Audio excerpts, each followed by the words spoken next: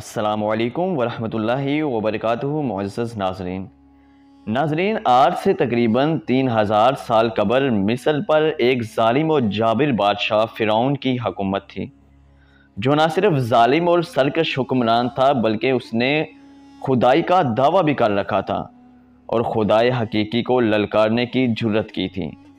فرعون نہایت ہی بد کردار اور ظالم شخص تھا۔ فرعون نے اپنی رعایا کو حکم دیا تھا کہ وہ اس کے آگے سجدہ کرے۔ جو لوگ بھی اسے سجدہ کرنے سے انکار کرتے، وہ اس پر ظلم کے پہاڑ ڈال دیتا، یہاں تک کہ اسے قتل کروا دیتا۔ حضور نبی اکرم صلی اللہ علیہ وآلہ وسلم جب شب معراج میں بیت المقدس کی طرف جاتے ہوئے مصر کے قریب ایک مقام سے گزرے تو انہیں نہایت ہی اعلیٰ اور زبردست خوشبو آنے لگی۔ آپ صلی اللہ علیہ وآلہ وسلم نے حضرت جبرائیل علیہ السلام سے پوچھا کہ یہ خوشبو کیسی ہے؟ جواب ملا کہ فرعون کی بیٹی کی باندی مشاط اور اس کی اولاد کی قبر سے آ رہی ہے۔ پھر حضرت جبرائیل علیہ السلام نے اس کا قصہ بیان کیا کہ مشاطہ فرعون کی بیٹی کی خادمہ تھی اور وہ خفیہ طور پر اسلام لا چکی تھی۔ ایک دن فرعون کی لڑکی کو کنگھی کرتے ہوئے اس کے ہاتھ سے اتفاقاً کنگھی گر پڑی۔ وہ اٹھانے لگی تو اس کی زبان سے بے ساختہ بسم اللہ نکل گیا۔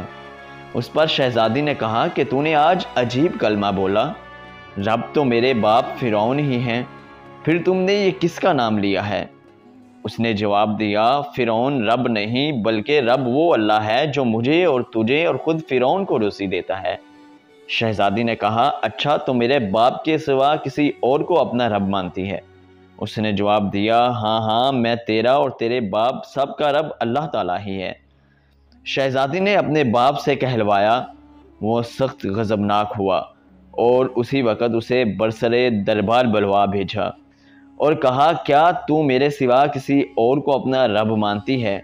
اس نے کہا کہ میرا اور تیرا رب اللہ تعالیٰ ہی ہے جو بلندیوں اور بزرگی والا ہے۔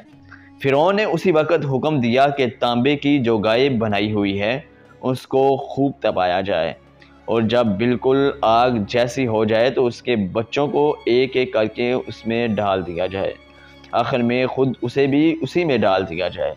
چنانچہ وہ گرم کی گئی۔ جب آگ جیسی ہو گئی تو حکم دیا کہ اس کے بچے کو ایک ایک کر کے اس میں ڈالنا شروع کرو۔ اس نے کہا، بادشاہ ایک درخواست میری منظور کرو، وہ یہ کہ میری اور میرے ان بچوں کی ہڈیاں ایک ہی جگہ ڈال دینا۔ اس نے کہا، اچھا تیرے کچھ حقوق ہمارے ذمہ ہیں اس لیے یہ منظور ہے۔ اس کے دونوں بچے اس کی آنکھوں کے سامنے اس میں ڈال دیے اور وہ فوراً جل کر راکھ ہو گئے۔ پھر سب سے چھوٹے کی باری آئی جو ماں کی چھاتی سے لگا ہوا دودھ پی رہا تھا۔ فرعون کے سپاہیوں نے اسے گھسیٹا تو اس نیک بندی کی آنکھوں تلے اندھیرا چھا گیا۔ اللہ تعالیٰ نے اس بچے کو اسی وقت زبان دی اور اس نے آواز بلند کہا، اماں جان افسوس نہ کر، اماں جان ذرا بھی پس و پیش نہ کرو، حق پر جان دینا ہی سب سے بڑی نیکی ہے۔ چنانچہ انہیں صبر آ گیا، اس بچے کو بھی آگ میں ڈال دیا گیا اور آخر میں ان کی ماں کو بھی اسی آگ میں جلا کر مار دیا۔ یہ خوشبو کی مہکیں اسی کے جنتی محل سے آ رہی ہیں۔